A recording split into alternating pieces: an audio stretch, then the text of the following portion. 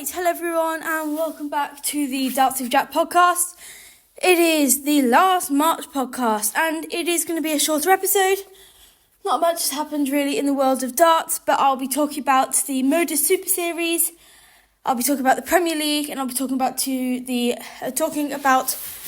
European Tour from this week. Right, so let's get into it.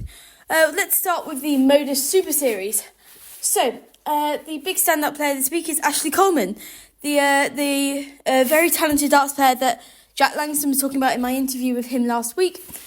He is making his Modus Super Series debut in Group C, and as of today, he's just about to start his second day of games. Yesterday, he won 4 out of his 5 games, only losing to Mark Warburton and averaging 104 in one game. Absolutely exceptional. It's going to be, I think it's like a 2-3-4 person race to get to Saturday night. But let's at the end of today, we'll see how Ashley gets on. So all the best of luck to the Prince of Darkness. Now, the other big talking point from the Modus Super Series was Jared Cole's 9 darter, ending on a 144. The funny thing about it is no one could tell if the second drop of 20 was in, which added to the tenseness of it, but Glenn Durrant had an awesome reaction. And yeah, that was the Modus Super Series for the week.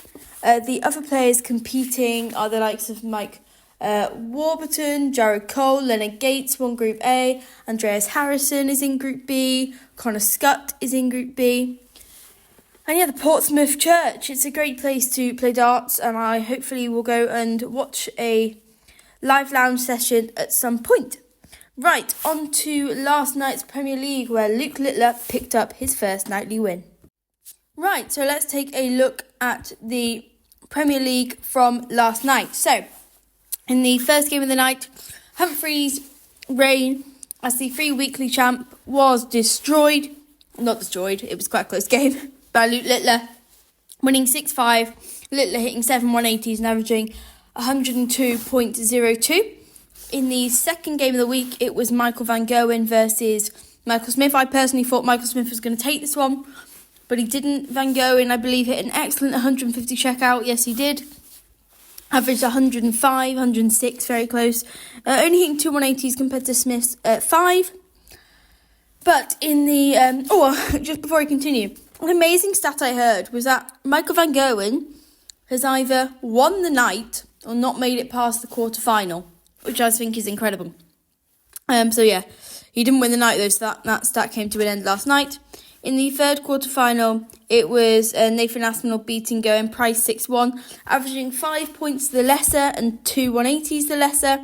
But his checkouts, he hit 6 out of 9 and a clinical 87, 127 and 65 checkout that really helped him on his way. And in the final quarter-final of the night, Peter Wright took it 6-3, beating Rob Cross, averaging 94 for Peter Wright, only 86 for Cross, so an under-par performance, 3 180s between the two of them, with the highest checkout for Peter Wright of 89.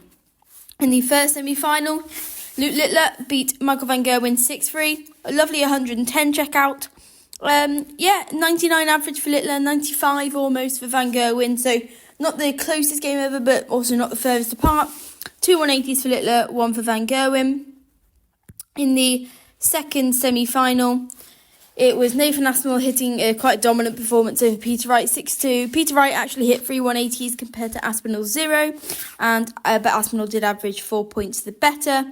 And his checkouts, once again, 6 out of 9 with a highest checkout of 121. He was clinical. And in the final, it was the two best buddies, Luke Littler versus Nathan Aspinall. In this game, Littler came out on top with a 99 average 6-4, didn't hit a 180 in the final actually compared to Aspinall's 2. And his checkouts though were better, 42.86% compared to Aspinall's 40 and a highest checkout of 136, which is a brilliant way to get the final off to a start. Right, now that was the Premier League for the night. Let's talk about the draw for the European Tour, which is tomorrow. So, let me check my PDC. Right, so here we go. The draw, it is the Munich. It's the Neobet German Darts Grand Prix in Munich, which kicks off tomorrow, which you can watch on PDC TV. also Viaplay and DAZN. I've never known if it's DAZN or DAZN or anything. So yeah, ignore me. And so, Saturday, I'm just going to pick out a couple of games that I think will be close. Dolan Suter, I think will be an excellent game. Menzies Decker, 2 on-form players.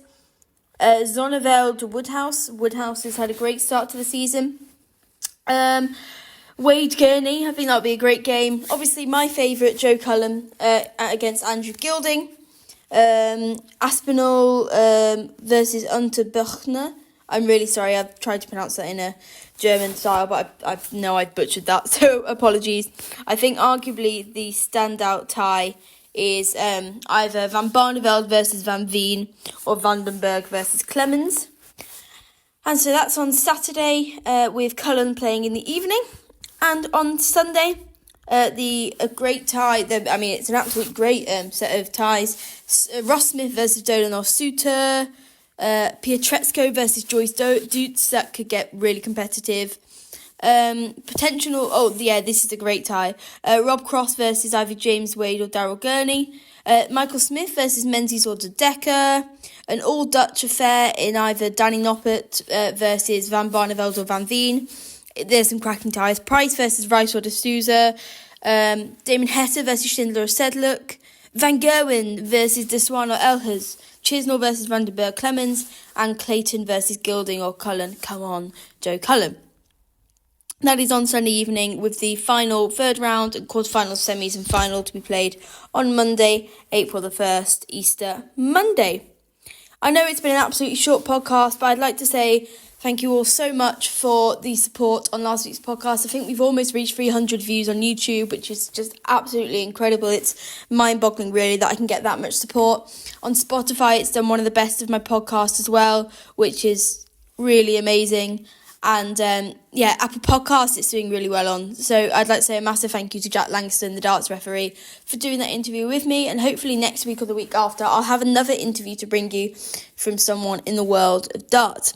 So I'll leave all my links in the description. This has been Darts with Jack. Thank you, and I'll see you all in the next episode. Goodbye.